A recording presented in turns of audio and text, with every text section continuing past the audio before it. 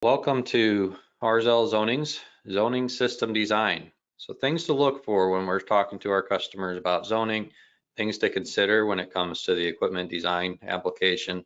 When we start looking at proper zoning design, one of the first things to consider is the rules of zoning. So what do we really have to consider when we're looking at putting a zoning system into our customer's home? And the first rule of zoning is to get the homeowner's input. It's their home. They're the ones living there. They know where their hot and cold spots are. They know where their comfort problems are.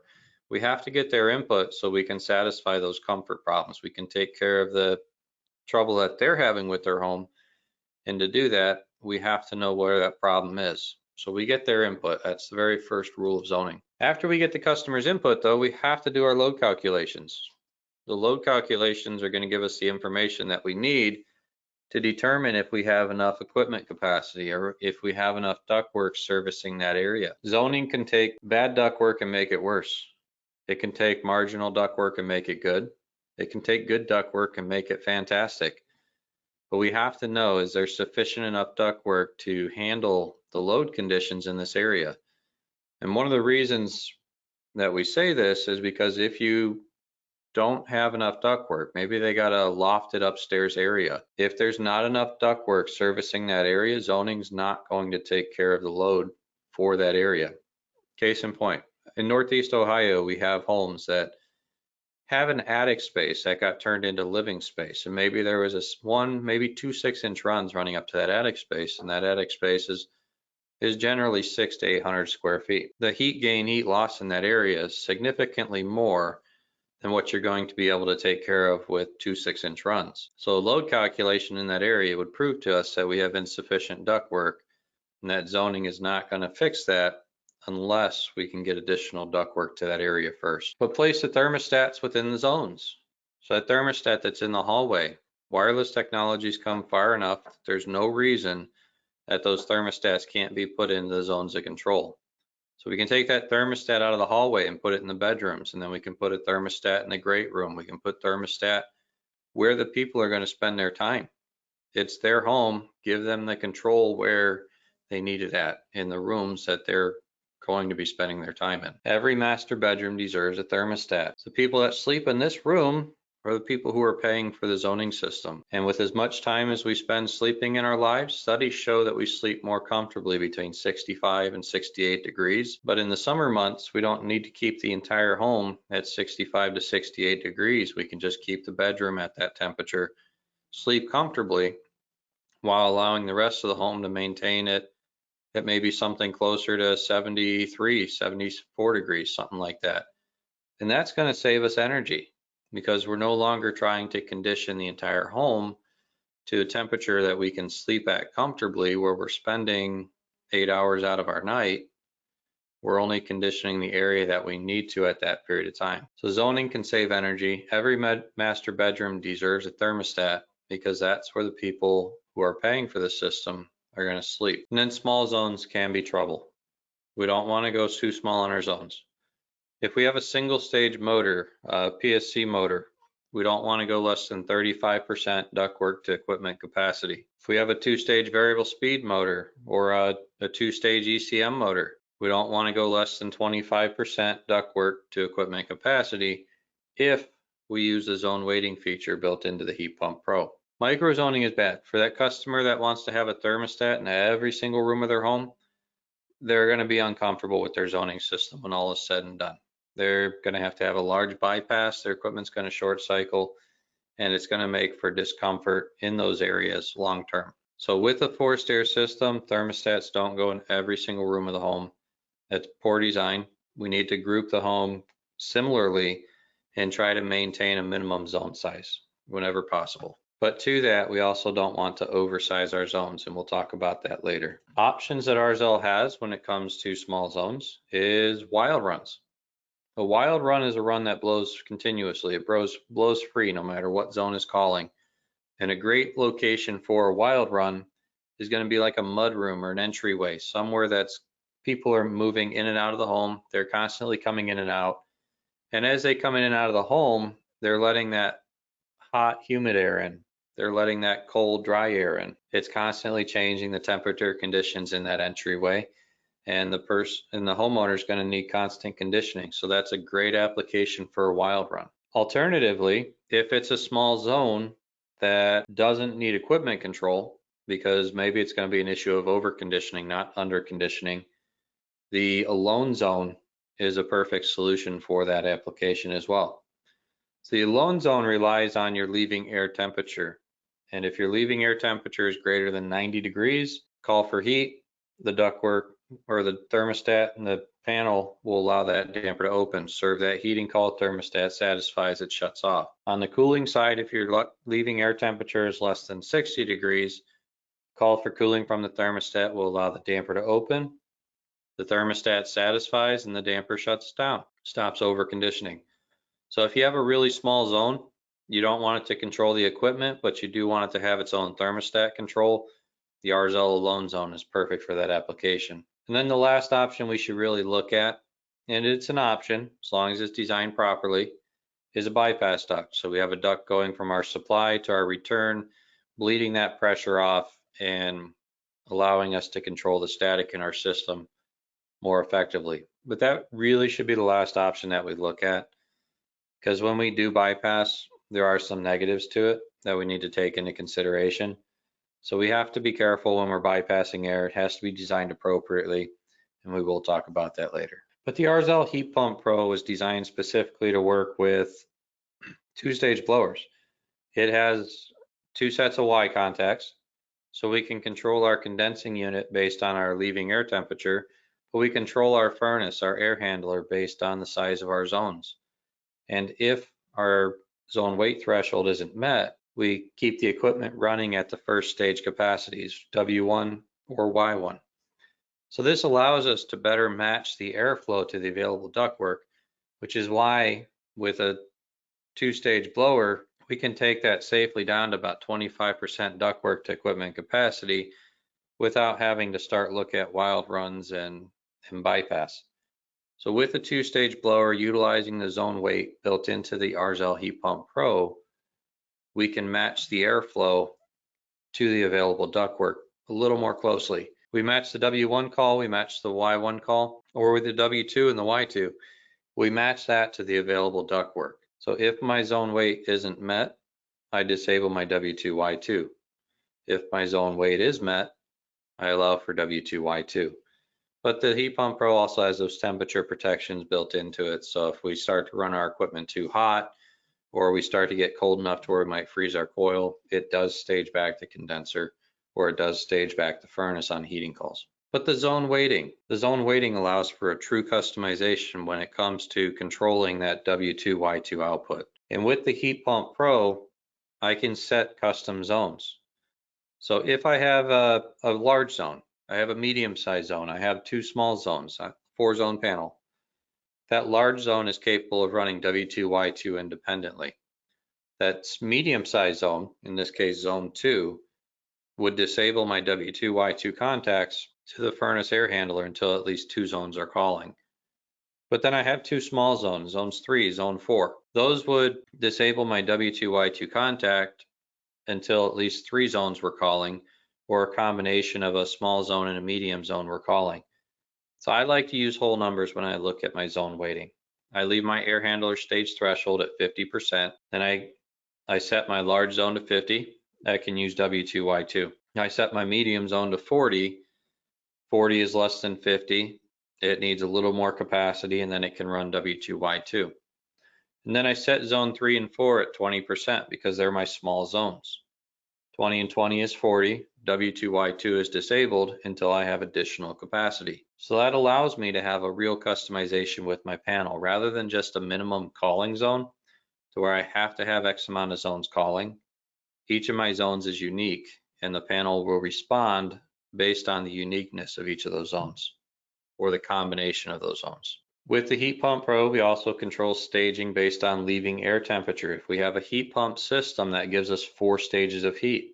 And if we don't meet our heat stage threshold, we'll step up through our equipment stages every 3 minutes of sample time. So we run for 3 minutes at a Y1 operation on a heat pump. And then if we don't meet our heat stage threshold, we'll go to a Y2. If we still don't meet our heat stage threshold, we'll go to W1. And then if we still don't meet our heat stage threshold further, we'll go to W2. On the cooling side of things, there's only 2 stages. So if we don't meet our cool stage threshold, we'll step up our compressor a stage.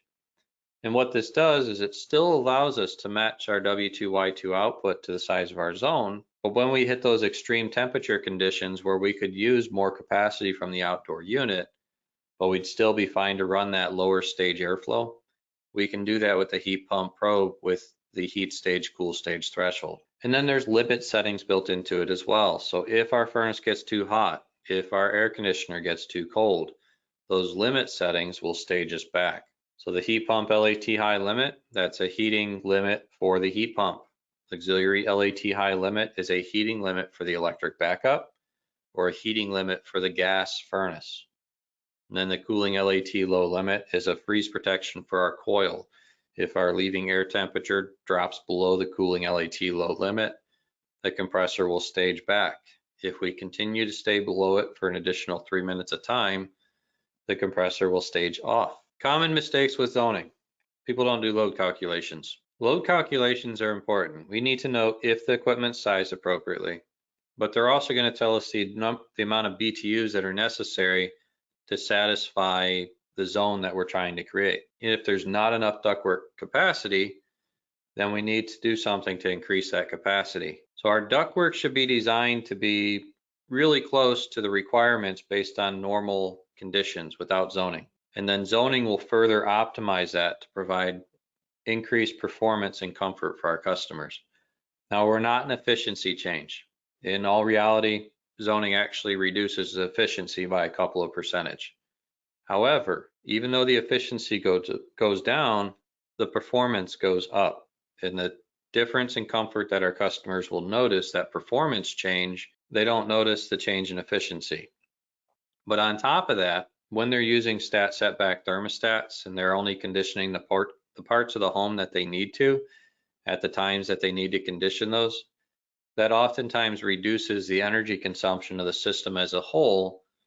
So even though there was a slight decrease in efficiency, the overall performance, and when customers use the stat setbacks appropriately, result in reduced energy consumption. So lower energy bills for the customer when they use stat setbacks appropriately, but also increased performance and better comfort for our customers. So the load calculations are going to help us determine, do we have enough ductwork? And if that ductwork isn't correct, we need to make some improvements to it. If it's marginal, the zoning will probably be fine. But if it's already poor ductwork, I mentioned earlier how in Northeast Ohio, something I'm familiar with are these bungalow style homes where they have a lofted upstairs. It's closed off, but it's a lofted upstairs that was attic storage space, but it was never really part of the home as far as the condition area goes.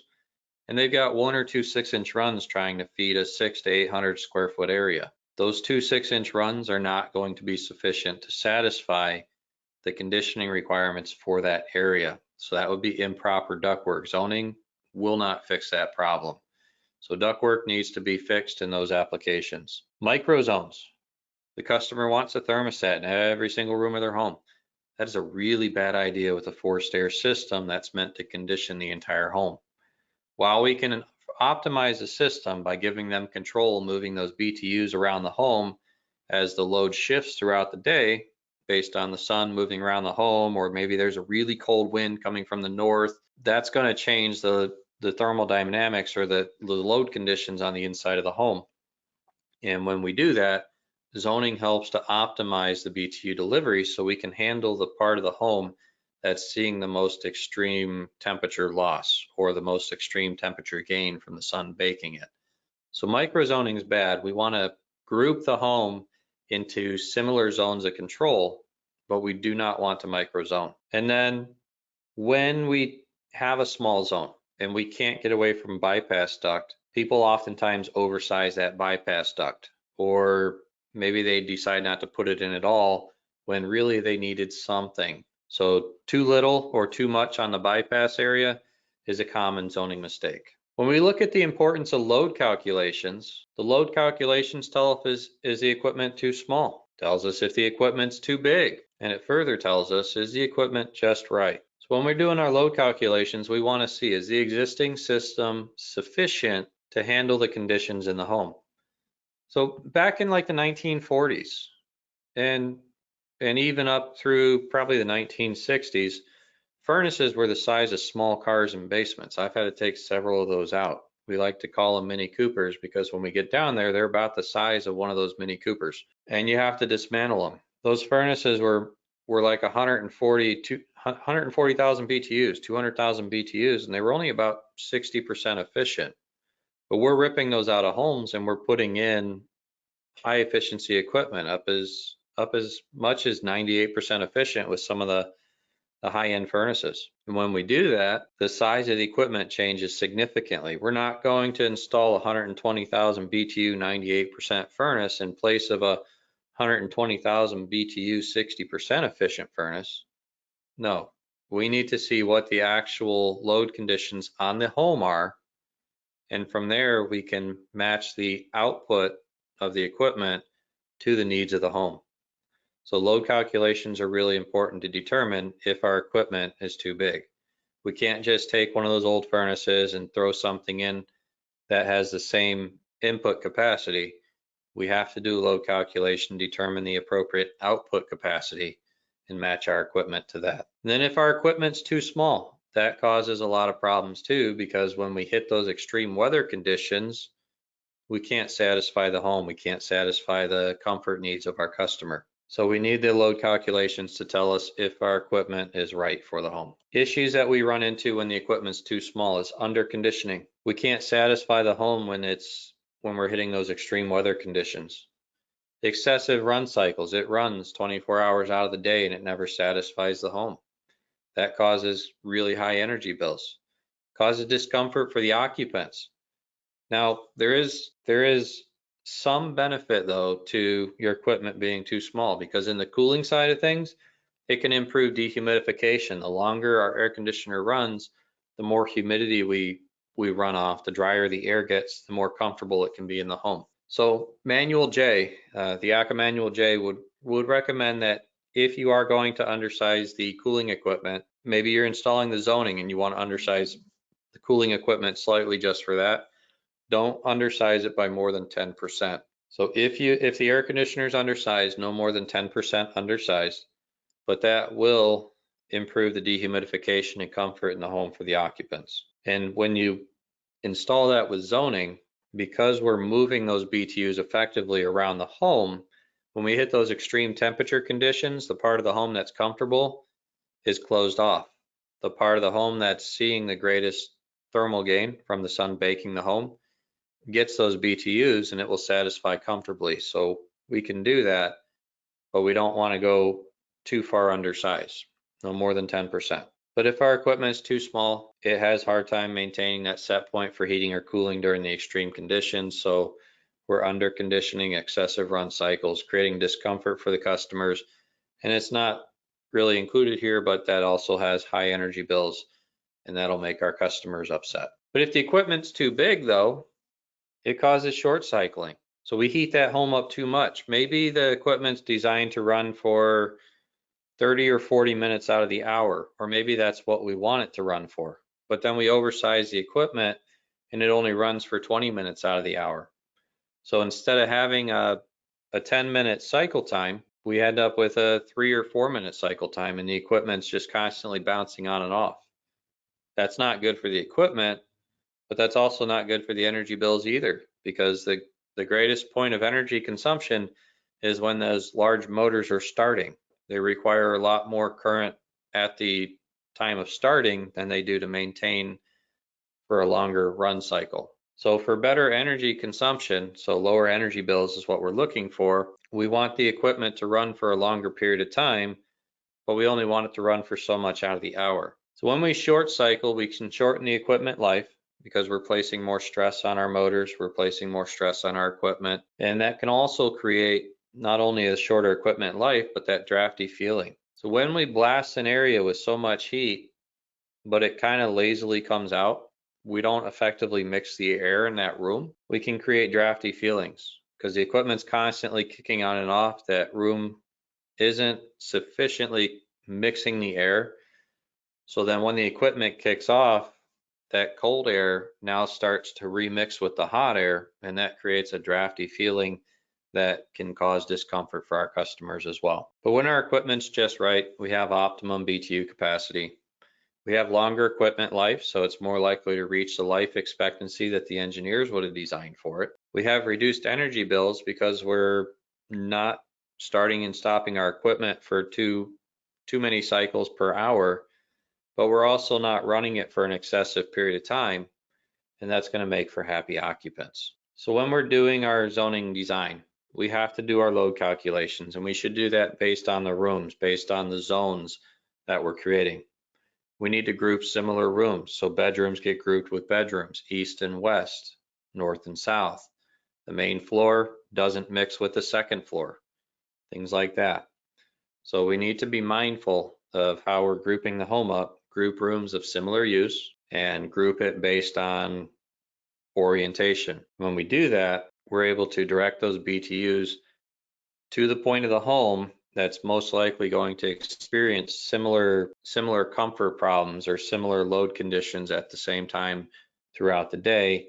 And as those load conditions change, the sun's moving around the home during the summer months, or we have that cold north wind coming down, the BTUs are directed to the area that it's most needed at, and then we can satisfy that comfortably. Don't mix floors. So don't combine the first floor and second floor for zoning. Don't do that. They are different in temperature zones. Hot air rises, cold air falls. And when that happens and we mix the floors, we're just going to create a hot spot on the second floor and a cold spot on the main floor of the home, or on the lower floor of the home. So don't mix the floors with your zones.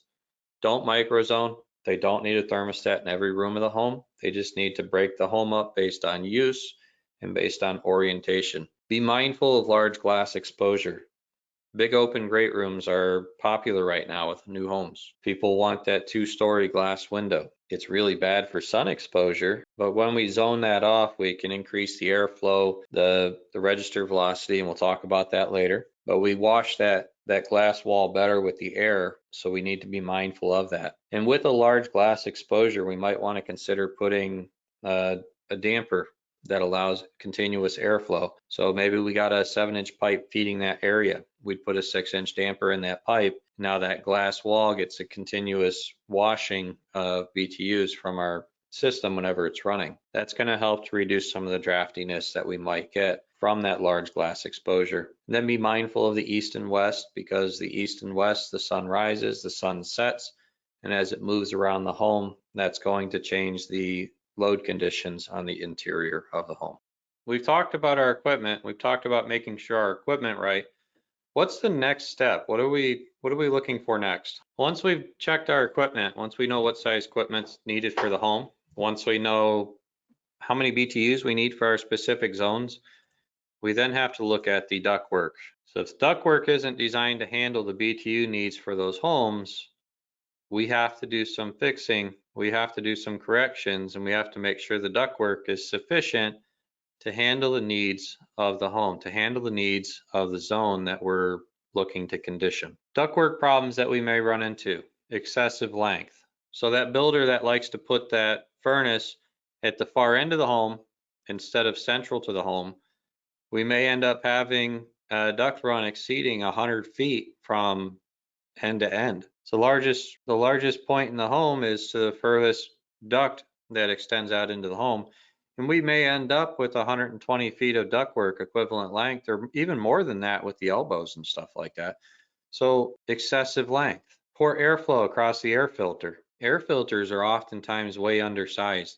And even when we look at the rating on those air filters, once we start to calculate that out, we see that those filters are underperforming because they're not sized appropriately for the ductwork, for the equipment that we actually installed. What they give us for design parameters aren't necessarily the parameters that we need in the field, so our filters are oftentimes undersized and they have poor airflow across the filter. Maybe our ductwork's oversized. If it's oversized, zoning allows us to bring it back to a more appropriate size for the equipment, but the problems that we run into with that are lack of airflow, lack of velocity. If all zones are calling, that airflow goes nowhere. It just lazily comes out through each of our registers, and it really doesn't satisfy the needs for the home. Some zoning manufacturers would tell you that condition's not likely to happen as long as the customer is using the system appropriately. They're not trying to keep the home all at the same temperature. It's okay to oversize the ductwork, because when we have our zones calling, we should never have them all calling at the same time. But if you've been a tech in the field for any period of time, you know that that's not the case. And for those times that the customer's home is calling all together, you're going to have comfort problems if you oversize that ductwork to compensate for zoning. So understanding what we're looking for with velocities, understanding what we're looking for BTUs and all that is really necessary to making sure that our ductwork isn't oversized. But the flip side of that coin is we don't want our ductwork to be undersized either, because zoning takes bad ductwork and makes it worse. Takes good ductwork and makes it fantastic. Takes marginal ductwork and makes it good. If our ductwork is undersized, we're already running a high static pressure on that system before we even zone it down. We need to improve that ductwork to get that static pressure down. There's a recommended static pressure for our furnace on every single rating plate, and that recommended static is recommended for a reason. If we're grossly exceeding that recommended maximum static without zoning, the ductwork has to be improved before zoning is installed. If we're doing slightly better than that, and when I look at those rating plates, the furnace is typically rated at 0.5 total external static. I would say anywhere between 0.4 and 0.5 is a good number to have. If you're exceeding 0.6, zoning is not good for that system. You need to fix the static pressure before you apply zoning. So under and oversized, lack of air balancing or control. That's what zoning is designed to do for us. It gives us that control so we can move that air more effectively through the home. Poor sealing. When we zone it down, we're increasing the pressure in that ductwork. We're increasing it enough that we're going to push more out our drive seams, more out our clip seams. And if those are in areas we're not looking to condition, we're moving BTUs where we don't need them to be at, and we're losing them from the place that we need them to be at. So poor sealing, leaky ductwork, that's a problem that should be addressed. Now, does it have to be addressed right away?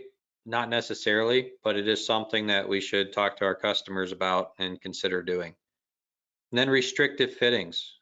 Are the fittings in our system designed for airflow, or are they designed for quick fabrication? There's a way to properly design the fittings. There's a wrong way to design the fittings. So how are they designed? And we'll look at that a little bit later. But zoning improves the BTU delivery. It slows the airflow down through the furnace, so that air moving through the furnace gets hotter. That hotter air has greater BTU content to deliver it into the zone itself. And a simple calculation that we can do that gives us an idea of how the system is responding without zoning is here. BTU, so how many BTUs are in that air? BTU equals 1.08 times our CFM, and that happens first, and then we multiply that by our temperature difference.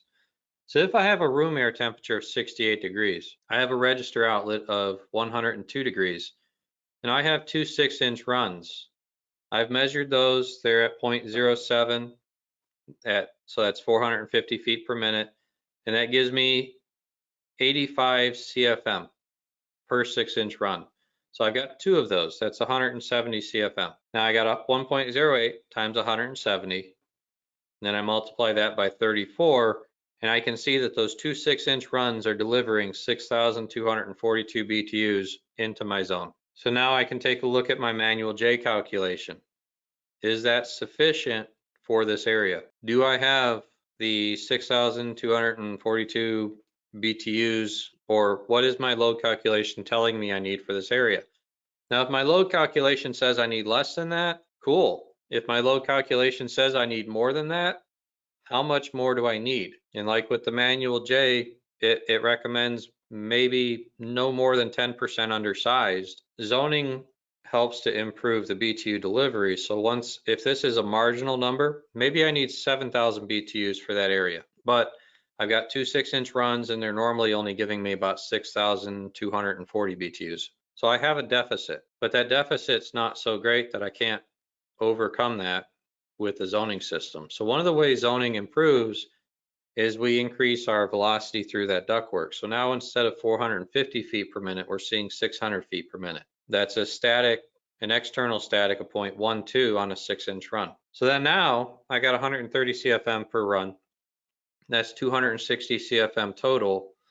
And if all things remain equal, so my register outlet temperature stays at that 102 degrees, my room air is still 68 degrees, I've measured that out, and now I've got 9,547 BTUs being delivered into that area. We'll just round it up, 9,550 BTUs. So I went from 6,240 BTUs to 9,550 BTUs. My load calculation said I needed about 7,000 BTUs for that area. So now the zoning has taken something that's marginal and it's made it acceptable. It's made it good. But some of the things that zoning is going to do, past just increasing the BTU delivery, is that feet per minute increase is going to increase our velocity and throw through our registers. That velocity and throw from our registers is going to forcefully mix the air floor to ceiling more effectively, and we're going to destratify that air. We're going to have less of a thermal pocket to where there's this cold pocket at the floor, there's this hot pocket at the ceiling, and the two are creating this drafty feeling as they remix with each other. When we zone it down, we more forcefully churn the air in that room, and we do a better job at reducing the temperature difference between that cold pocket and that hot pocket. So it destratifies the air and it makes it a more uniform temperature, which is going to improve the comfort for our customers because we've got a more forceful churning.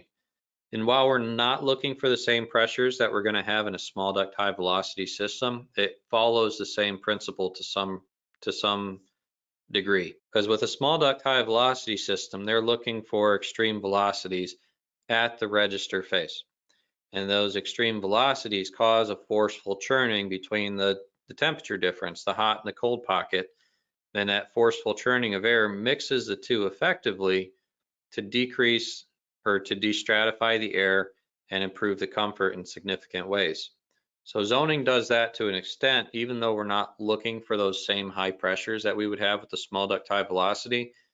We do want to see a higher delivery rate, a higher feet per minute, a greater velocity at our register, and that provides for greater comfort through destratification of the air in that room. So even though our equipment cycle may run less because we're delivering more BTUs, that velocity and throw, the more forceful churning, is more effectively mixing that hot and cold pocket and is creating greater comfort. So it's different than the short cycling we would have with oversized equipment initially, and it targets the comfort where it needs to be at. So resources, when we're looking at our duct design, we got manual ZR, we have manual D, manual T, air distribution basics. That's a great little manual to read through for a refresher course.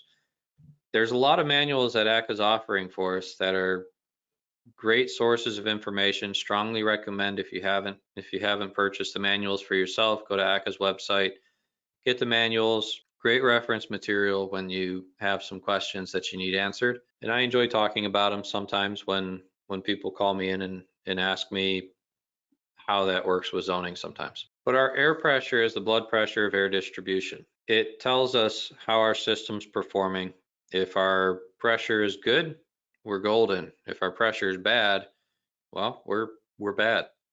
So reading our air pressure really gives us the operation of the system and tells us how it's performing, tells us what we need to look at improving, tells us what we've done right, and we can take that and apply it to additional customers later on down the road. Because when we see something that's bad and we correct it and we retest it and we see the difference in performance that it's made, we now have tangible numbers that we can bring to customers later on down the road. And while the class I'm doing today is really a high overview of everything, it's geared a little more towards the technical side of things once we really get into it. It's not a replacement for technical classes through organizations like NCI, the National Comfort Institute. If you really want to get down to the nitty-gritty about ductwork operation, static pressure, and all this, strongly recommend the classes that they're offering. They're great classes. I've sat through a few of them. Good organization to work with, and they know far more about airflow than I do, which is really good. That's why we work with them closely, and we get information from them. They like our product because it's a very reliable product, a very effective product, and we have a good relationship with them. So if you haven't had a class from NCI for their duct design, strongly recommend it. Great organization to work with. But your air pressure is the blood pressure of your system, and it's really going to tell you how the system's performing, what improvements need to be made. We got a couple of different tools that we use for reading that. Now, while we're probably not going to be using the pitot static tube a whole lot today, because the digital meters have come such a long way, we can use a hot wire anemometer. If you don't have one, great tool to use for reading airflow in your ductwork. But that's going to be a huge benefit when it comes to performance measurements in the system. More commonly, you get yourself a digital manometer. It's going to come with some static tubes. It has that static source tube. So you got that little hole on the side, and that's just measuring the pressure as it pushes outward on the ductwork. And then the simple pitot tube is right there at the very top. That's open. It's reading the pressure head on. So with these different readings, we're able to calculate things like our total external static, our static pressure, our total pressure, our differential pressure, and we'll define those here as we go along. But those are important measurements to have, important numbers to understand and read, so that we can really see how this ductwork's performing and what we need to do to improve it. Our total external static is a measurement in our air handling unit itself. So that gas furnace or that blower or that air handler with the evaporator coil built into an electric furnace. It is our air as it enters the piece of equipment. It is our air as it exits the piece of equipment, and we add those two numbers together and it gives us our total external static. So if we look at the rating plate on the vast majority of residential equipment, with gas furnaces, it's going to tell you that the total external static rating is 0.5, recommended maximum. On electric air handlers, because they're a little bit different than a gas furnace, we might actually see that their total external static is somewhere closer to 0.3, and that's the air as it enters the evaporator coil, and it's the air as it exits through the electric air handling elements. So that pressure drop would typically be about a 0.3. Some of them are up to a 0.5. We have to look at the rating plates to see that. But before we even apply zoning, we need to see, is our equipment operating within those specifications? Now, we also have to be somewhat careful there, because those two numbers should be somewhat balanced. I had a job where the technicians that kept going out there said, yeah, my static pressure looks good. I'm running 0.5 or I'm running 0.55 with all my dampers open, with no zoning applied. But the problem that they were running into isn't that they were running 0.55 with all their dampers open, it's that they were unevenly weighted. They had high restriction on their supply side, but they had no restriction on their return side. So that 0.55 in their heat exchanger compartment, they were actually reading like 0.45. And then on the blower side, they were reading 0.1. That's a restriction on the supply side that needs to be addressed. That is ductwork that's too small on the supply side and oversized on the return side. And while it's not bad to be oversized on the return side, our return side, and we'll see that a little bit later, is going to be larger than on the supply side. If we have all that restriction weighted to one side of the furnace, we need to correct that air imbalance before we install zoning. So our total external static, the air that enters the piece of equipment, the air that exits the piece of equipment, add those two numbers together. Irregardless of the positive, negative, we toss those symbols away when we do this calculation. Add those two numbers together, and that gives us our total external static. We want to see them fairly close. No major difference between the two of them, but we also want to see that we're not exceeding the maximum for that piece of equipment with all zones open. And then once we zone it down, we don't want to exceed the maximum according to the blower performance data chart. So while the rating plate is typically going to tell you 0.5, you open up the manual, blower performance data chart, you're going to see that most manufacturers actually give you a maximum, absolute maximum of 0.8. Some of them go all the way up to a full inch of water column. So with zoning, we're looking to push the system as close as we can to the maximum according to the blower performance data chart without exceeding it, creating objectionable airflow noise for our customers. So look at the rating plate on the furnace, make sure the ductwork before zoning is applied actually works according to that rating plate, and then apply the zoning, and we want to push that up close to the blower performance data chart maximum in the installation instructions, and most furnaces are going to tell you that's around 0.8. We also need to know our filter pressure drop, because this is going to tell us, is our filter too restrictive? So we might have good pressure on the house side of the return, but too great of a drop across our filter. Now, just as a good rule of thumb, there shouldn't be greater than 20% drop across our filter from our total external static. So if our equipment is designed at 0.5 inches, that's our recommended total static according to the rating plate on the blower door for most furnaces today. That would give us a pressure drop of no greater than 0.10. Now, if we open up our furnace manuals, we'll probably see that most of them allow for a maximum filter pressure drop of 0.25. So we need to look at that. We need to determine, is my filter going to be too restrictive? And the less restrictive we can make that filter, the better our system's going to perform. But on top of that, the less restrictive we make that filter, the better our filter is going to perform at removing allergens from the air. We also need to check our pressure drop across our evaporator coils, see if those are too restrictive, because maybe it's not our supply air duct itself. Maybe the system's been in there a while and that evaporator coil is plugged. Those evaporator coils have technical data. That technical data with the evaporator coil tells you the pressure drop across it. If that pressure drop is being exceeded by greater than 15%, the coil's dirty, needs to be cleaned. Now, coils are multi-layer. It's not just a single layer. So while you may not see the dirt on the surface, that doesn't mean that it's not stuck between the layers. So if you look at the engineering data for those coils and your pressure drop across it, if everything else is looking acceptable, your pressure drop across that coil exceeds 15% of the engineering data, then that coil's dirty and it should be cleaned. And then our external static.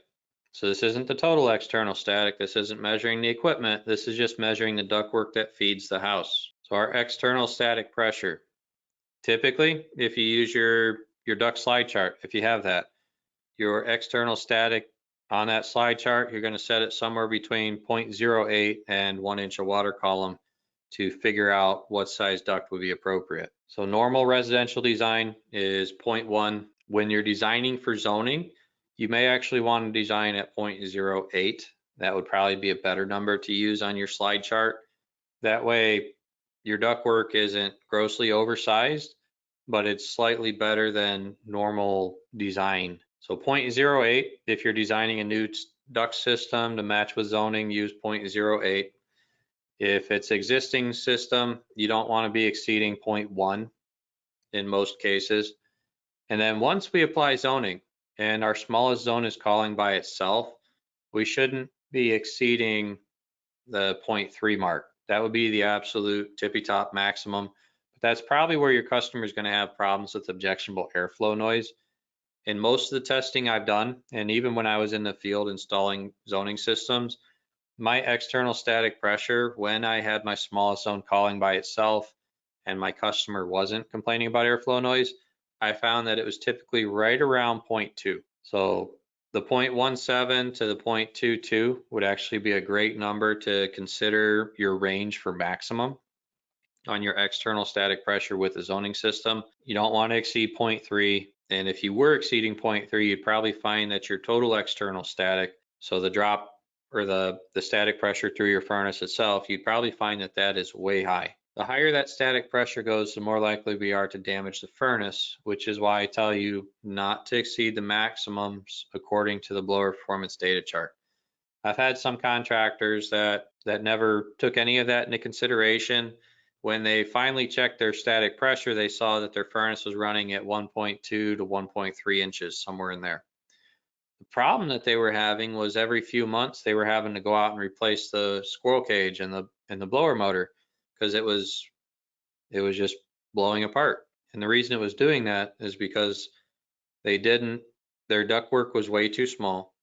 They didn't do a manual J, so they oversized their equipment. And now the two things were working against each other. And then on top of that, they put zoning in because the customer had problem getting airflow to their second floor. And they thought zoning would be the fix for that, but the ductwork going up there was insufficient to begin with. So it was a multiple problems that all just kind of came crashing down on them, and they started shattering their blower wheels. They started burning out their motors, and these were variable speed ECM motors, so these weren't cheap motors.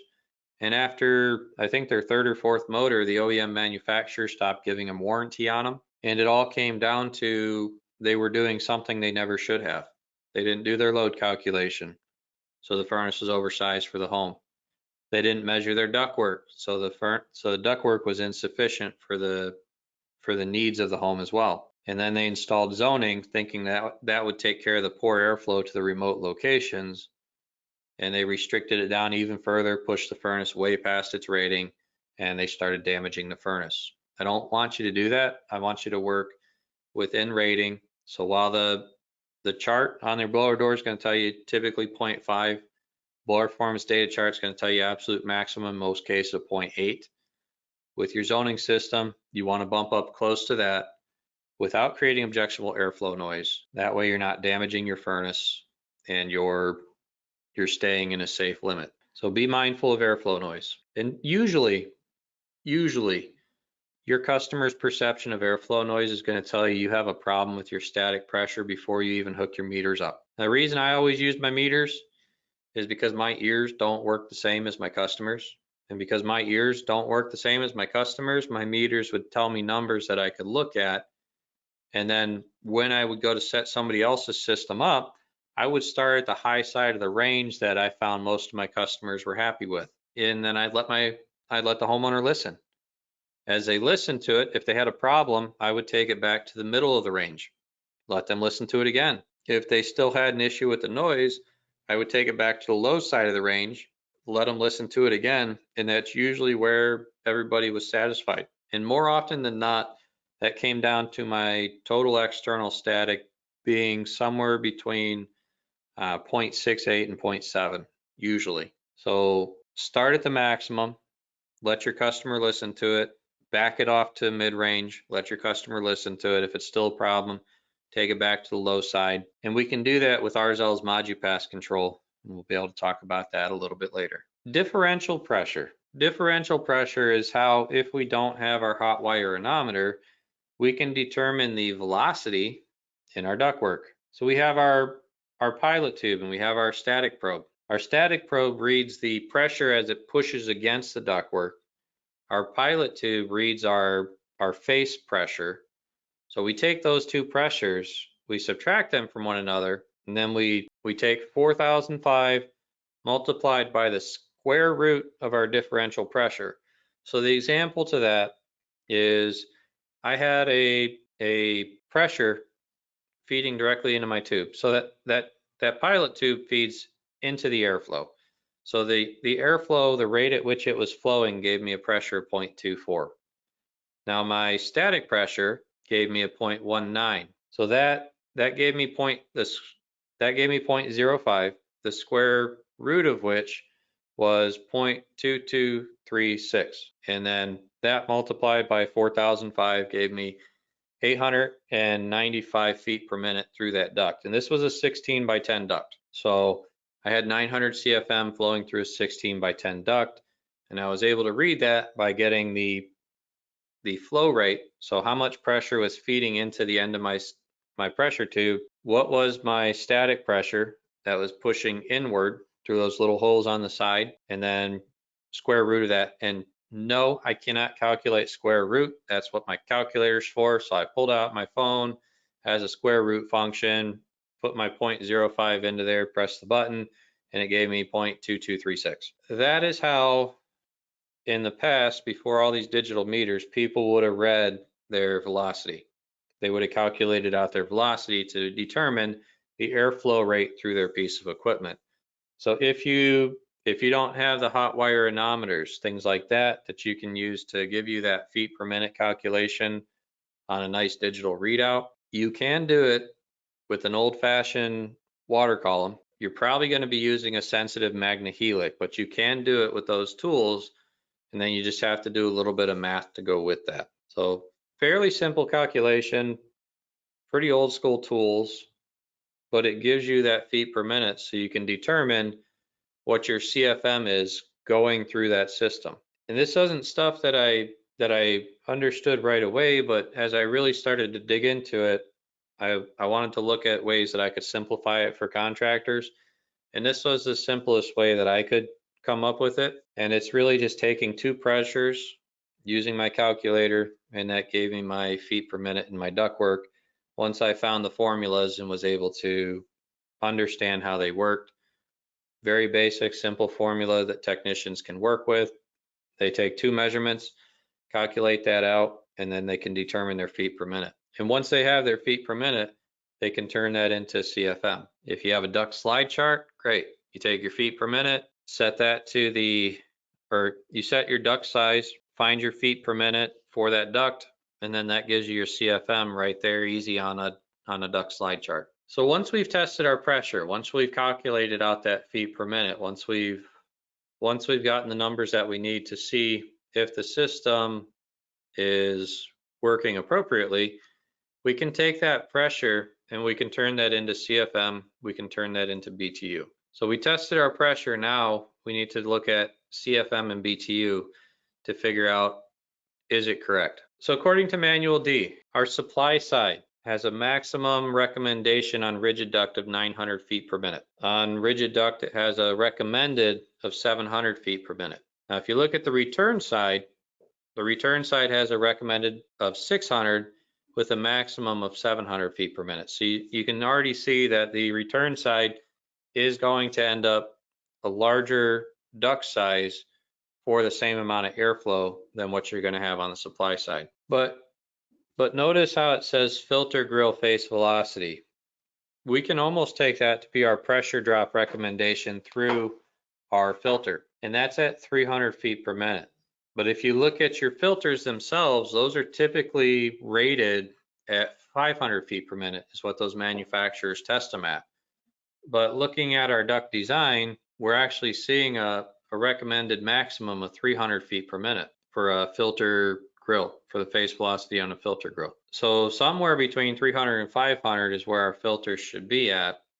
And typically when we test our filter, we're going to find out that on the vast majority of systems, it's going to be greatly exceeding that 500 feet per minute. But we need to size for velocity. We need to know what we're looking at. And recommendations for trunk dampers, 700 to 900 feet per minute. Branch dampers or branch lines, 600 to 900 feet per minute. And then on our return, 600 to 700, or on the branches coming off that return, 400 to 700. And when we're designing for zoning, we want to have it, if everything is open, we actually want to be designed for the lower side of these numbers. So we want to try and design our ductwork, if we're doing a new duct system, we want to design for the recommended numbers, which would be 700 and 600 for trunk versus branch. And then on the return side, 600 and 400 for the trunk and branch. And then once we have that zone down, that zoning is going to push it towards the maximum side of that spectrum, or the maximum side of that range. Now, typically, this is more how the system is actually responding nationally. So not necessarily design, but this is usually how these things are calculated out and looking on a more national basis. And I got these out of the engineeringtoolbox.com. If you aren't familiar with that site, strongly recommend it. A lot of great information there. But normally in comfort systems, and we'll consider that to be residential, those are typically in the main trunk line, somewhere between 780 and 1,380 feet per minute. And we can already exceed that on the high side. That's greatly exceeding what we would typically be looking for with the Manual D. On the branch ducts, 590 to 987, So again, that's still greatly exceeding what we would typically want, but it's more reasonable than what we're seeing with the main trunk lines themselves. So we want to design for the low side. And then with zoning, we want to push it towards the high side, the maximum, to optimize comfort and deliver those BTUs around home. What I have here is an actual airflow test. And I did this here at RZL Zoning. We have a test system that was provided for us by Goodman. It's one of their newer furnaces, which was actually really, really nice to use for this test. Gave me some great numbers to look at and consider. And this helped me to really see how the zone weighting and the airflow respond to each other based on these different conditions. So I have 4 zones laid out in this test.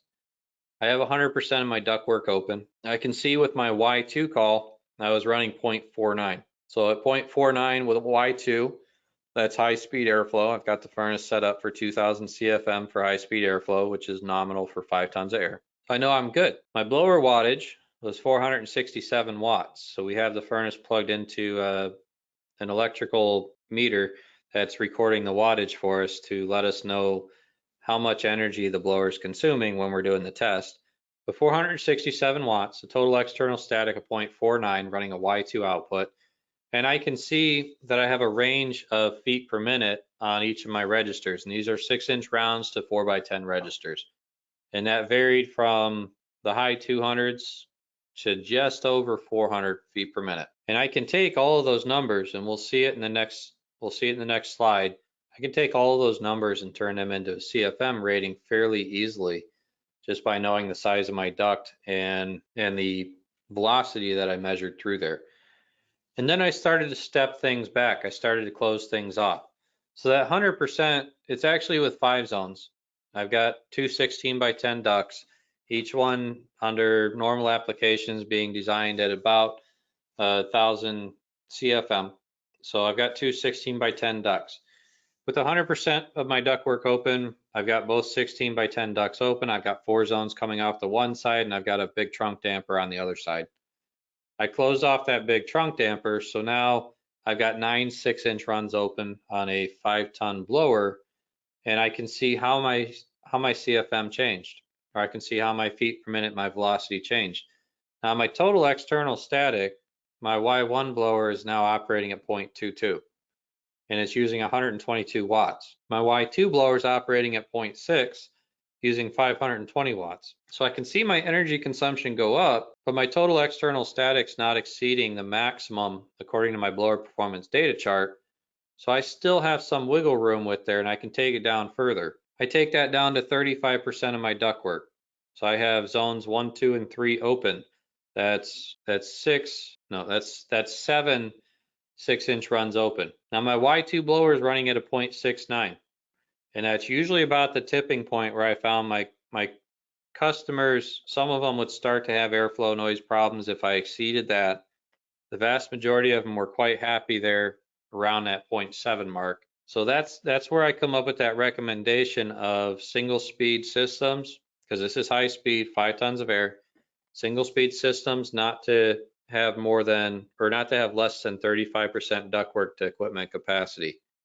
So I can see with those numbers that at 35% of my ductwork open, 7 6-inch runs on a 5-ton blower, I'm running a 0.69, and I'm using 550 watts of electricity. But I can continue to take that down. So when I use the zone weighting feature with my HeatPumPro and that 2-speed blower, I take it down to 25% capacity, and I'm running 0.38 on my total external static. I'm using 166 watts on my blower, and my feet per minute through my runs is starting to get closer to where I'd want it to be at on the maximum side in most cases.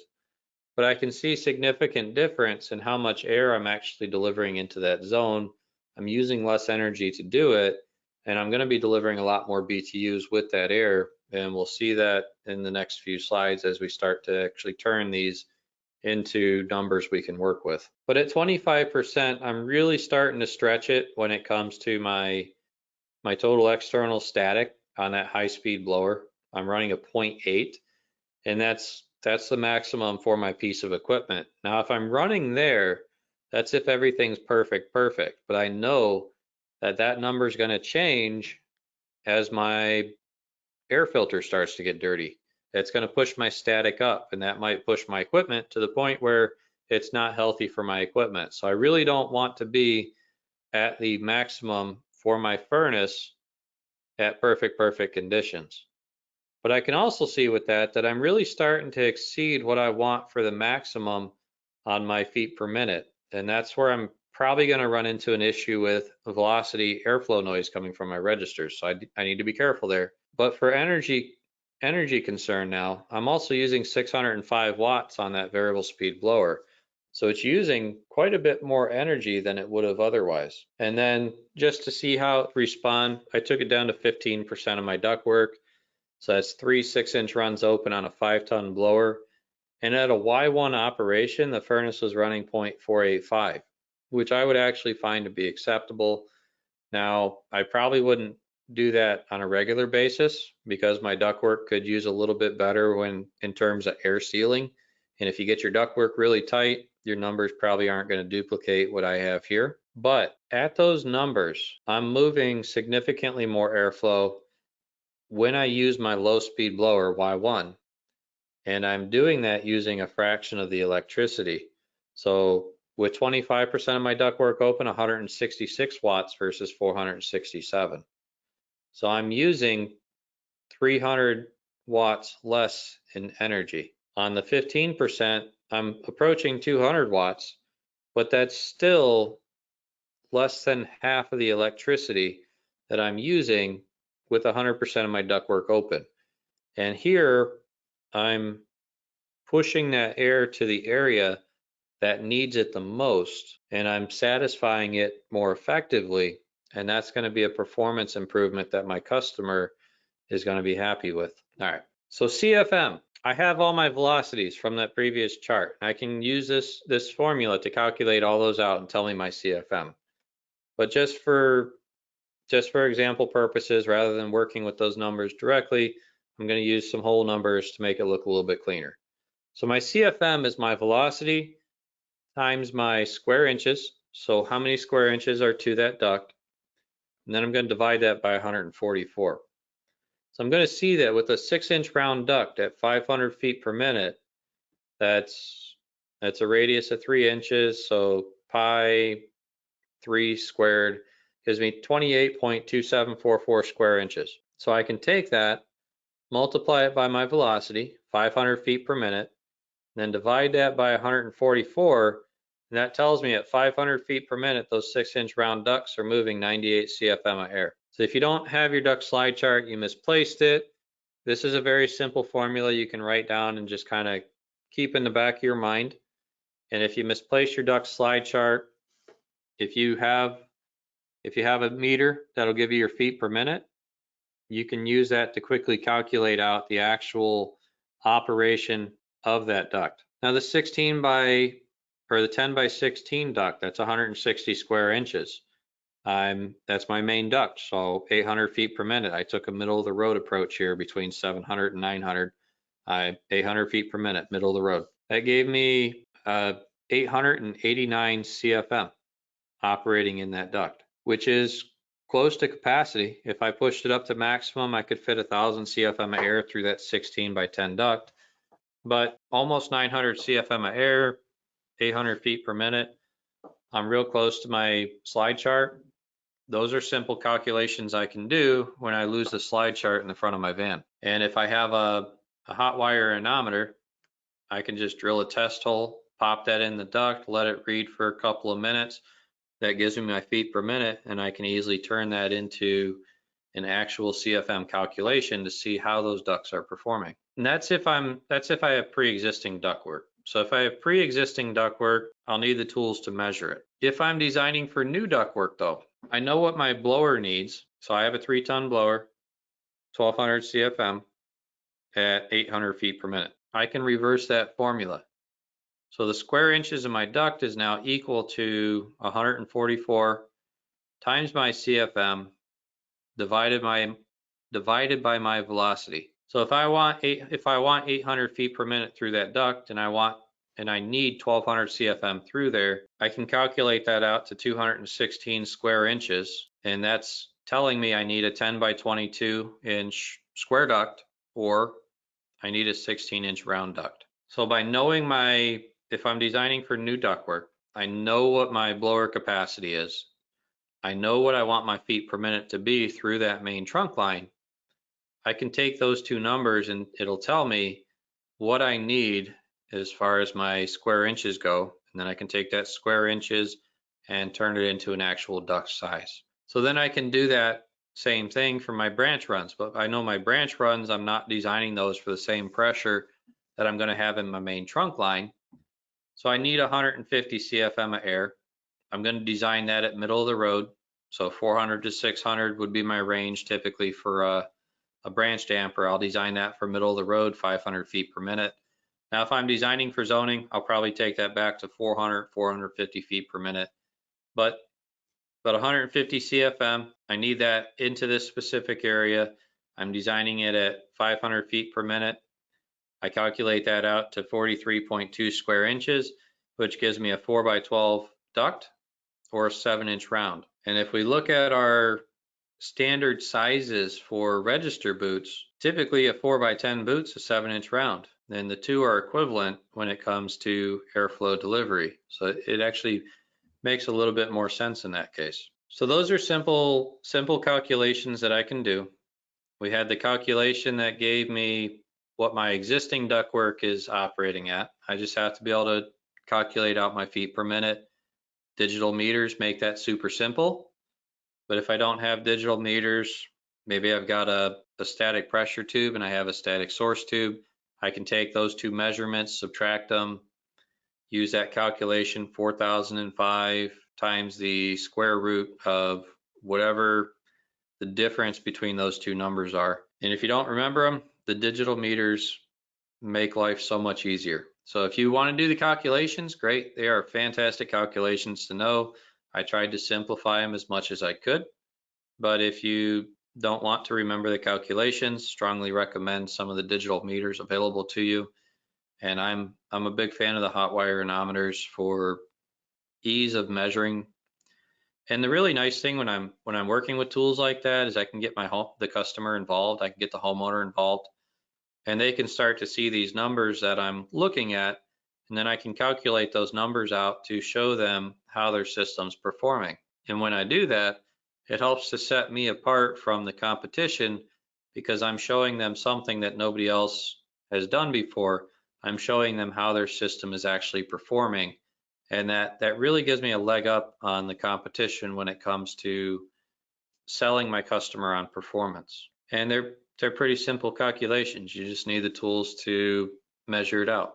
Making sure our duct fittings are designed appropriately is also very important when it comes to airflow, because our duct fittings are a source of turbulence, and that turbulence is going to affect airflow. That's going to affect performance. So when I am looking at designing my duct fittings, if I'm making an elbow, that internal corner is important. That internal corner is going to be a great source of turbulence if it's not designed properly. Elbows should not be squared off. They need to have a round radius. And something to think about when you're trying to picture that in your head, is it easier to pull a rope around a square corner, or is it easier to pull a rope around a radial corner? And when you start thinking about it like that, or even a ball, is it easier to push a ball straight up around a square corner, or is it easier to push it up around a radial corner?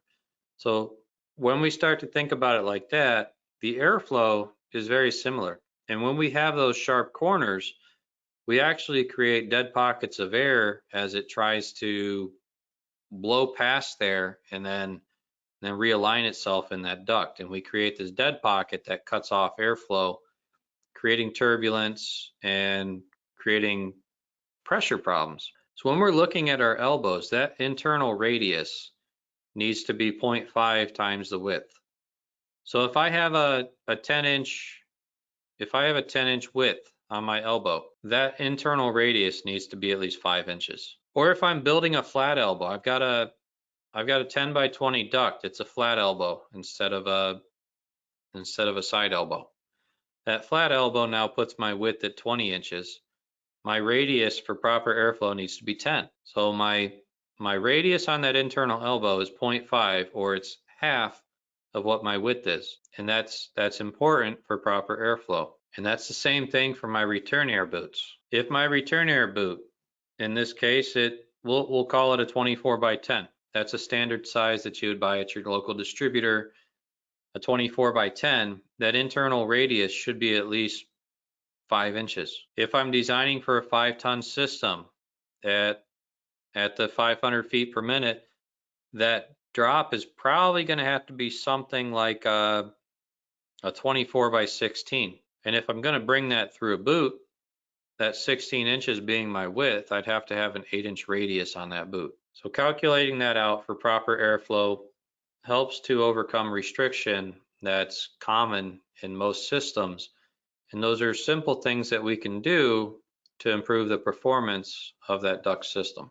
But past elbows, we have our reducers. Our reducers should be no greater than 20 degrees, or for every 12 inches in height, there should be no more than 4 inches in offset. So if I need to go from a 20-inch duct down to, we'll say, a 12-inch duct, I would either have to make that reducer 24 inches in length to accommodate that 20 degrees, or 4 inches for every 12, because I need to reduce it by 8 inches. That means I'd have to have a 24-inch long offset, or I would have to center up that offset. So I've got no more than 4 inches taper on either side of it. So when I'm looking to reduce the restriction through my elbows to not have a great amount of turbulence through there, my reducer should be no greater than 20 degrees, or 4 inches for every 12 inches. So if I'm going from a 20-inch duct down to a 12-inch duct, I would want to center that up so I could keep it at 12 inches in length, or I would have to make it 24 inches in length to have an 8-inch offset to it. So little things to keep in mind. You don't want to make a reducer by just blanking off 4 inches of the duct. You want to give that gradual transition, but you don't want to be more than 4-inch offset for every 12 inches in length. So those are just some simple tips when it comes to elbows, reducers, and adapters that you're going to be working with in the ductwork. We're going to take a look at filters.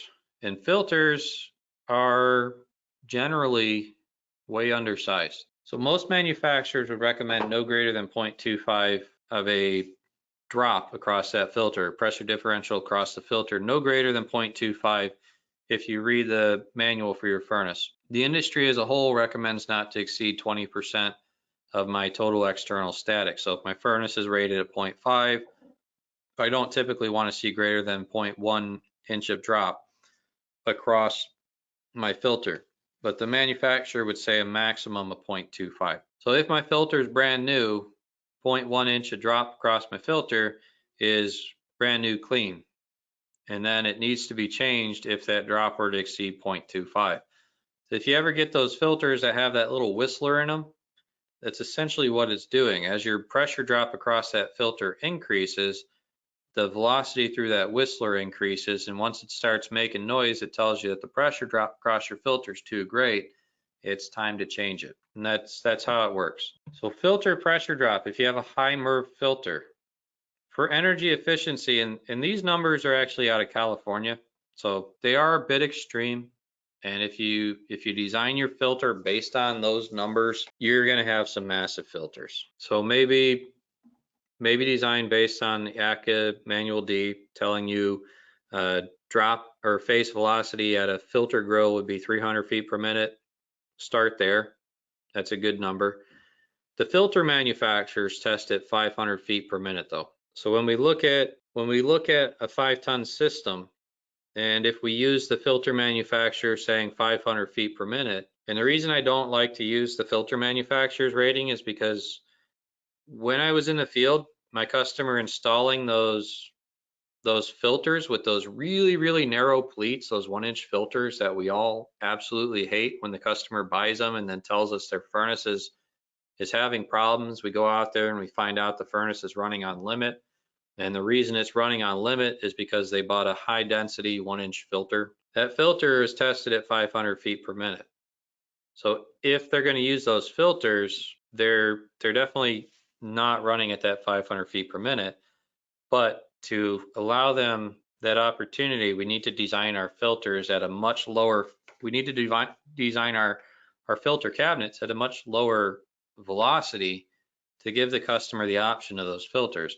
But even when we look at the high MERV filters, the 14-inch filters, a 20 by 25 by 4-inch filter MERV 10 is actually only rated at 1700 CFM. And we're slapping those to the side of 5-ton furnaces. Our static pressures are way too high because the manufacturers are also making their blower compartments shorter and shorter. So when we slap that directly to the side of the furnace, we've now cut off a third of the filter, and we're only pulling, instead of a filter that in all reality is really only rated at 1700 feet per minute, we're really derating that filter to where it shouldn't be pulling more than 1200 feet per, or 1200 CFM through it. So when we start to look at the filter and how we're installing them, the vast majority of filters are installed incorrectly.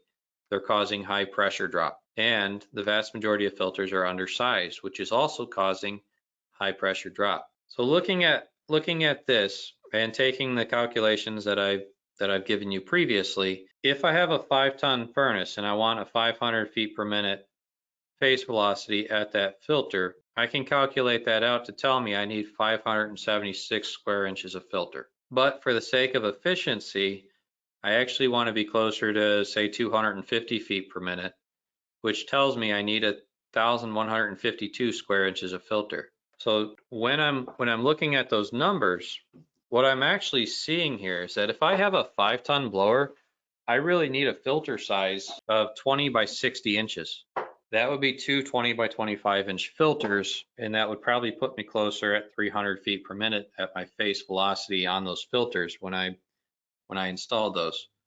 So if I had a 5-ton furnace, I actually need two 20 by 25 inch filters to achieve a proper face velocity for airflow, but that's also going to allow that air to hang out longer in that filter, and that's going to be better at filtering out allergens. Because the greater the velocity coming through that filter, the more allergens I'm actually going to suck out of the filter and keep in distribution throughout my home. So if I slow that airflow down through my filter, not only do I ease up the stress on my equipment, but I also increase that filter's capacity at catching those allergens, and that's going to make for healthier air for my customer. And there is a tipping point there, because if the airflow is too low, the filter isn't effective at actually collecting those allergens. But if the airflow is too high, we're pulling those allergens right back out of the filter and circulating back through the home. So there is a balancing point there. But in looking at the size that I would need for a 5-ton furnace to have proper airflow through that filter and operate according to energy efficiency ranges, I would actually need two 20 by 25 inch filters on a 5-ton furnace. So popular 1-inch filter, they have varying levels. I don't quite understand NPR. I've been grown up using MERV, so I like to stick with the MERV rating. That's the one that I understand the best. But in this case, a MERV rating of 13, the pressure drop that they're recommending for their filter is 0.19. And we can already see that 0.19 is greater than the 20% that we would want for our proper airflow through that filter. So in that case, we need to go larger to reduce that pressure drop to maintain proper airflow. But at that, it's 95% efficient at collecting the allergens in the air, which is really good. I've got a problem with allergies. I use a MERV 13 filter in my home, and I don't use anything less than a MERV 13 filter. And after really studying this topic, I know now that my filter is marginal in size, but with the way I designed the ductwork, I am getting full volume through there. And I have a 4-ton blower with a 20 by 25, so my face velocity on that is probably somewhere around 400 feet per minute when it's clean. But I have kids, I have cats, I have dogs. My wife raises birds, and every now and then there's chickens in the basement that are sitting under a heat lamp. So my filter sees a lot of abuse. I have to change it a lot more frequently than I like to. But some testing that was done. Homeenergy.org, they did some testing on standard filters with a pressure drop at 495 feet per minute, which is the rating for these filters. But with that 495 feet per minute, when they were trying to maintain the airflow that a 16 by 25 is designed for, so 1,367 CFM, the pressure drop across those filters varied wildly. You can see that the only filter that even came close to the pressure drop we're looking for was that one at the bottom, the ACE 30 day. That's the fiberglass or the hog hair filter that's really only good for boulders and butterflies, as we like to say in the industry. So it's a filter good to catch boulders and butterflies, does absolutely nothing for your allergies. But when we start to look at the higher MERV rating on the filters, the MERV 13 filter up there at the top, and that's one of those 1-inch filters with the mini pleats, the ones that we absolutely hate because of the restriction that they place on the furnace and the customer calling us up to say that their furnace isn't working. We get out there, find out it's overheating or the coil's freezing, all because they used a high MERV 1-inch filter, or in this case, it was a high MERV 2-inch filter. But the pressure drop across that's 0.5. That greatly exceeds well, 0.5 is actually the pressure, the total external static rating of the furnace itself. So if we're running that kind of drop through the filter, what kind of pressure are we going to run inside the furnace? To get airflow through there, we're probably going to have to be running our furnace up close to a total external static of 0.8, all the way up to that full inch mark to get a decent amount of airflow through there. But that's gonna damage our furnace. So the things we have to do in these cases is when we see these pressure drops on these filters, we know now that our filters need to go up in size. So when we start looking at high MERV filters, we need to start increasing the size of our filters to maintain a lower face velocity on them to get the airflow through our furnace. So if our furnace is rated at 0.25, that gives us a filter face velocity of 440 feet per minute. But we know for efficiency's sake, and the industry recommended if our furnace has a total external static rating of 0.5, we want a pressure drop across our filter of 0.1 that actually puts us at 280 feet per minute for design velocity on those filters. So like in the previous slide, they're designing at 492 feet per minute. A 16 by 25 inch filter should normally be able to move, and we'll round it down. We'll say a 16 by 25 should normally be able to move 3 tons of air. We shouldn't use that on anything greater than 3 tons of air, but in all reality, we should be going with a 20 by 25 inch filter on a 3-ton drive based on these numbers. The numbers that we're really looking for when it comes to filter or pressure drop across our filter to maintain that 0.1, our filter should be sized with a face velocity of 280 feet per minute. So that 280 feet per minute is the number that I'm going to use to determine how much filter area I need based on that first calculation that I'd given you about the filters, based on that designing my ductwork to handle the necessary CFM. So if I need to fit 1200 CFM through there, I have my 1200 times 144 divided by 280, which is going to be my face velocity, and that gives me the square inches that I'm going to need for my filter. So when I start sizing my filters for the performance of the system, I'm going to start increasing my filter surface area to have appropriate pressure drop, but I'm also going to improve the efficiency of that filter because slowing the airflow down, I'm going to be sucking those allergens off my filter at a slower rate instead of pulling them right through the filter with that high velocity. I'm actually going to allow them to hang out in that filter and be captured more effectively. So things to consider, things to look at. Make sure when you're designing your filter that you take a look at how you're designing it, make sure it's sized appropriately for the equipment, and start going larger than what we've been doing to improve the performance of that system. But based on the parameters of the previous slide, that 1,367 CFM, I would need a filter face area to achieve the recommended 0.1 pressure drop. I would need a filter face area of 700 square inches, which would actually be a 25 by 30.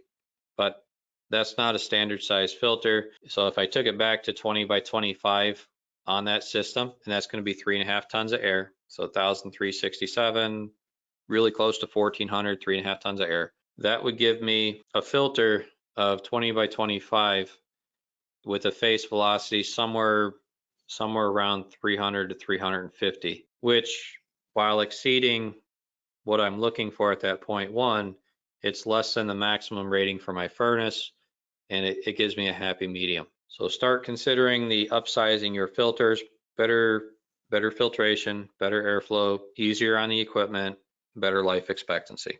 Filters need to be installed for full airflow. A 4-ton and a 5-ton furnace should really have a base underneath of them for a 2-point return. So side and bottom, or 2 sides if you can. With that in mind, a 4 or 5-ton furnace with that base underneath of it, how is that filter going to install to that base? For full airflow, we need about 6 inches between the filter cabinet and the furnace. And then we need our elbow coming down. And that elbow is, for a 5-ton furnace, probably 16 by 24. For a 4-ton furnace, probably a 12 by 24. We need to have the proper radius on there. So once we start to have that, we're really getting to having a large space coming off the side of the furnace. It might actually be better to put the filter in the drop itself. And when we put the filter in the drop itself, we should come down square with the throat from our main trunk line, or even just flare it out at the top so that it's more gradual instead of that tight corner coming down off the main trunk line. But we should be coming down with the full volume of that filter in the top of it, and then we build our transition to bring it down into our return drop size and into our boot. So when I was doing 4 and 5-ton furnaces, this is how I would typically install it. I like to do the 2-point return because that gave me good airflow through my furnace. I wasn't creating a restriction through my filter. My return drop wasn't creating a restriction, and I was getting the full volume of air coming through my filter itself, which helped to decrease the velocity and just make it much more effective in terms of operation. But as with the transition, it should still be no more than 4 inches for every 1 foot in height. So if I'm going from a 20-inch duct down to a 6-inch duct, I can do that in a space of 12 inches. If I'm making my transition that, just to have it more gradual, I might make that 16-inch long in my offset. But if I don't have enough height in my basement to do that, then I would probably center it up as far as my offset goes. So bypass duct has 2 forces that it's working with. It has your supply air pushing, it has your return air pulling. And those 2 forces working together move air through a bypass duct far faster than it does when you're only contending with 1 force. So that increased air movement through there, because we're both pushing it and we're pulling it at the same time, we have much lower pressure in that duct, and that moves the air at a far greater rate than you would see through a standard duct that's only contending with one of those pressures or one of those forces. And the air through a bypass duct moves typically between 1,700 and 2,200 feet per minute. So when we're designing a bypass duct, we'll split hairs, we'll say 2,000 feet per minute. While our ductwork needs to be designed according to those manual D charts, where it was 700 to 900 was the range, our bypass duct is designed at about 2,000 feet per minute because it's got those 2 forces. It's pushing and it's pulling, and the air moves faster at a far greater rate than we have when we're just contending with the 1 force. So for a bypass duct calculation, 2,000 feet per minute.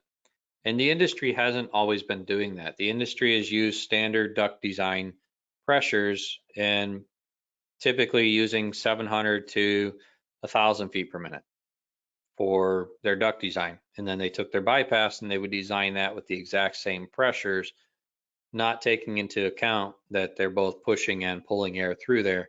So those bypass ducts were able to move a lot more air than what the industry would design them for. And that would cause all kinds of problems because bypasses were oversized. So let's say I had a 5-ton furnace, 2,000 CFM. I've got 4 6-inch runs, 500 feet per minute, that's 400 CFM. So I need a bypass duct in this case of 1,600 CFM. For that bypass duct, if I was designing at 700 feet per minute, that would give me a 21-inch round pipe. If I designed it 1,000 feet per minute, that would give me a 17-inch round pipe. However, knowing what I do now, that a bypass duct can move air at 2,000 feet per minute, that 21-inch round pipe is going to move a lot more air than what that 2,000 CFM blower can accommodate. That 17-inch round pipe is going to move a lot more air than what that blower can accommodate. So when I'm looking at designing my system, I need to take that into account. In a comfort system, while our ductwork still needs to be designed at 400 CFM per ton, if I pay attention to the blower profile on my furnace, I'm going to see that comfort profile typically has me around 350 CFM per ton.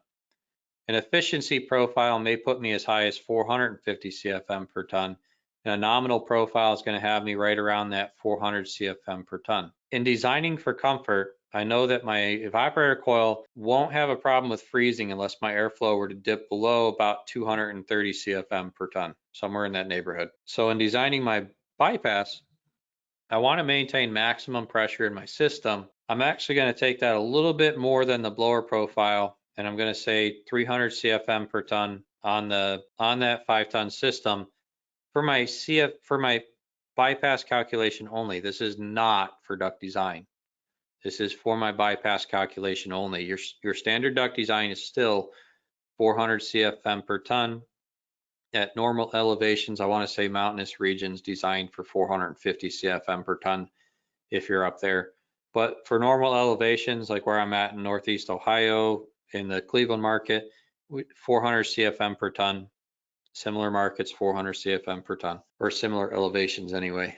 So my bypass duct, because I want to maintain maximum velocity and I want to push it above that 0.5 mark, I want to get as close as I can to the maximum without creating objectionable airflow noise and without creating a situation where I'm going to damage my furnace. 300 CFM per ton, so that gives me a 5-ton, 1500 CFM.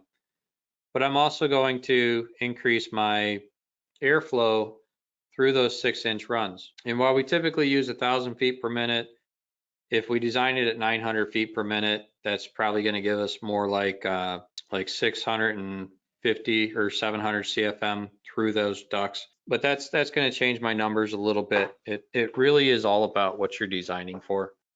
But historically here at Arzell, we've designed those at about 1,000 feet per minute, which gives us 800 CFM of air through those 6-inch runs.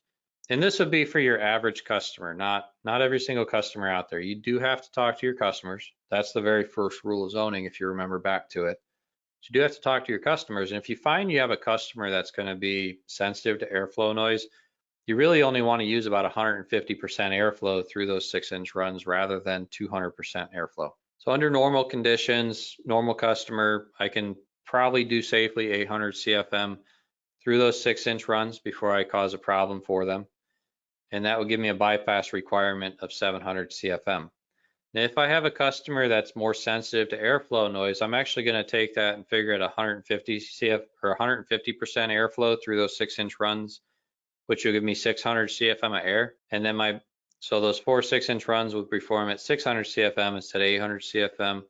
That would give me a need for 900 CFM of bypass. Now at 700 CFM of air, I can fit that through an 8-inch pipe at 2,000 feet per minute. If I need to take into account for that customer that might be more sensitive to airflow noise, and I need 900 CFM of bypass, then I would fit that through a 10-inch pipe. And using the Arzell ModuPass, which we're going to see a little bit, but the Arzell ModuPass will open and close that damper, modulating it to maintain the static pressure I'm looking for. So I'm not going to be bypassing that full 10-inch pipe worth of air. I'm only going to bypass as much as needed to maintain a specific static pressure in my supply air duct. But before we get to that, we want to take a look at where our bypass duct needs to be installed. Because more often than not, contractors are putting them in bad locations that cause bad things for the equipment.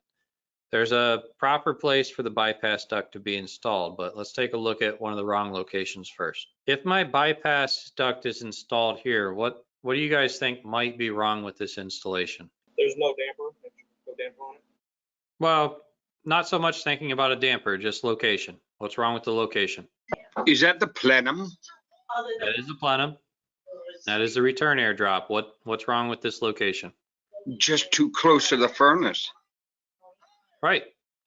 It's way too close to the furnace. My plenum is a mixing pot for my air, and it's going to have the greatest saturation of BTU for my equipment. So that's the hottest point on my furnace. Now, when I look at my return air duct, that is the closest point to recirculating back through my furnace. So it has no chance to temper itself with the air coming back from my home. So now I'm dumping the hottest potential of air directly back into my furnace, I'm going to run my limits.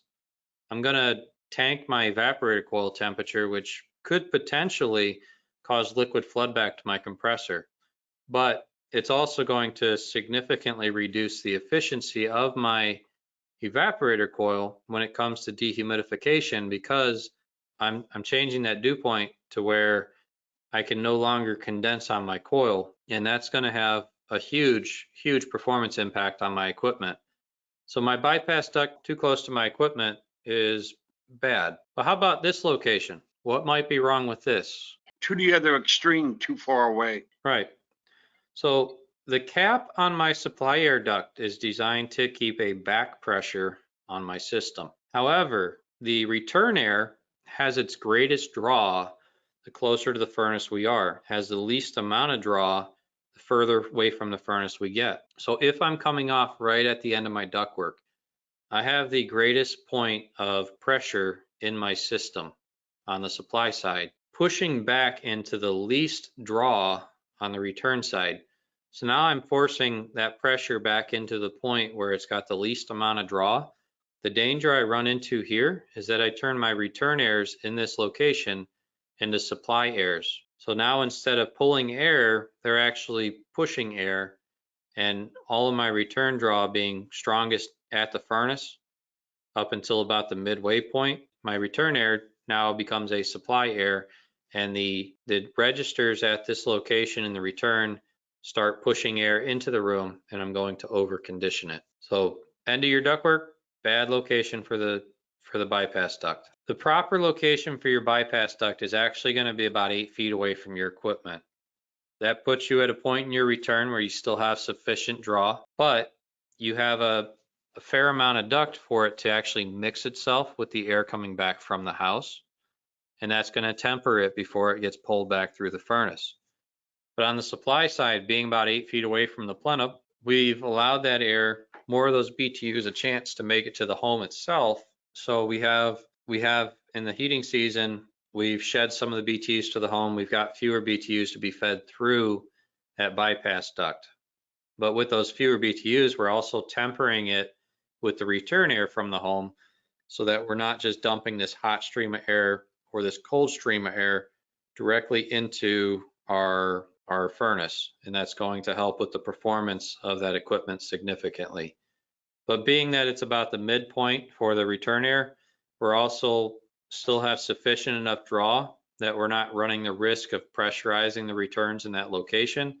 So we're not going to over condition the customer in that area. And then duct sealing. Duct sealing is important because we want to deliver the air into the home where it needs to be at. So when we seal our ductwork up, we're actually not pushing the air out from our seams. We're delivering it directly to the air directly to the parts of the home that are calling. So we run less risk of over conditioning a finished basement. If we have leaky ductwork in a finished basement, we're pushing all those BTUs out into the basement when they're not necessarily needed. Now in the heating season, not such a big problem, but in the cooling season, that becomes an issue because there's very low thermal gain in a basement.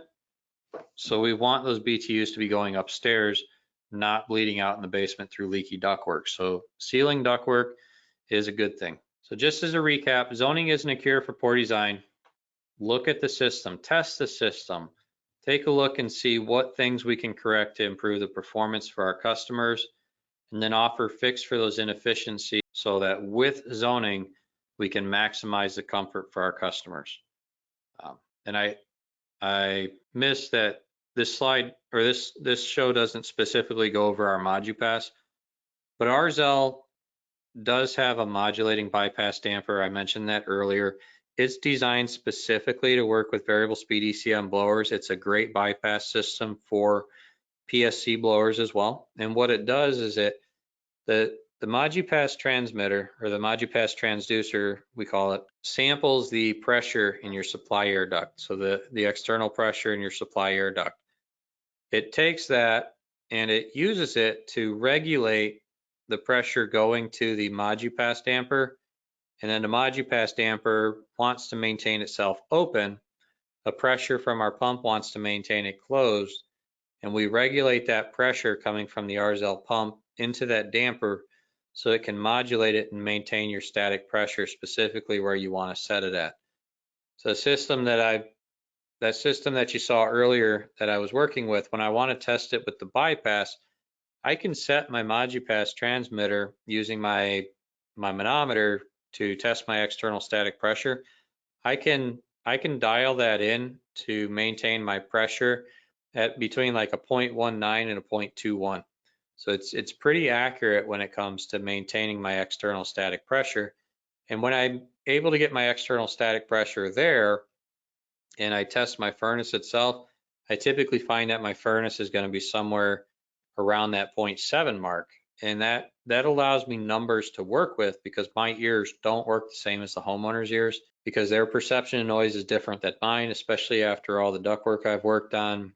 Tin knocker, my ears ring, they continually ring. So my hearing doesn't work nearly as good as the homeowners. And when I had those numbers to work with, I can set them according to the numbers that I typically saw. I would start at the high side of the range for most of the cut for people, let them listen to it. If they were happy, I could leave it there. If they were unhappy with the noise coming from their registers, take it back to the medium size or the mid range. And then if they were still dissatisfied with mid range, I take it back to the low side of that range. And I found that the vast majority of people were very happy with an external static and the supply air duct being around 0.2.